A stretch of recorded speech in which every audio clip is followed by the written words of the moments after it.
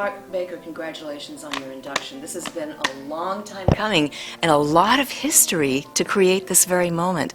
And I love the fact that you started out your music career in your dad's record, or dad's collection. Yeah, Dad was a big jazz head, and he would tell me stories about when he was growing up in the 50s, going to Grant High School and the Norman Grands tours when they would play here, and just the whole beat jazz thing. And so I was really interested in that, but I had a rock and roll grandma who used to listen to KGW radio, and Grandma Wilma, God rest her soul, was great. And then just being a kid and all the stuff that was going on. So there was all kinds of music going on. You had Kissin' with the Action Corner down on Powell Street at that time. I had a neighbor who was the last general manager of Kissin' Radio, and he had 2 daughters that were my age and a swimming pool. And I'll always remember going to Saul Rosinski's house because he had the daughters, but he had the pool. But you'd walk into his office and you'd go, this is your job? I mean, you have walls of albums and these cool cells from the Yellow Submarine movie, and that's your job? That's pretty cool, man. Dave Capteen, welcome and congratulations. This is such an exciting thing for us, and I'm sure you have a few thoughts about what it feels like to be inducted into the Oregon Music Hall of Fame. Well, it's just an incredible honor. I had no idea that I would ever be inducted in anything like this. It was a great surprise, and yeah, I'm just... Is it surprised is that the bass player's syndrome? Are you surprised that you're noticed? Yeah, right.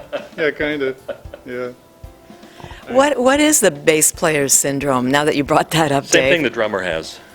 I don't know, I mean, I guess, yeah, I don't know, it's a good question. Because you're in the background. I've heard that, all my life, you're kind of a bass head kind of guy, you're quiet and you don't take the spotlight, I guess, I don't know, bass players, I guess, it's probably kind of a stereotype to say that all bass players are like that.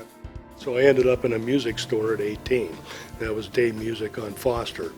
And I ran that for about 11 years until the kids took over. And I had a business partner that was a customer of mine there.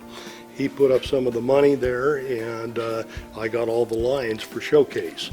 And we took a building across the street and just rented it for $350 a month, and we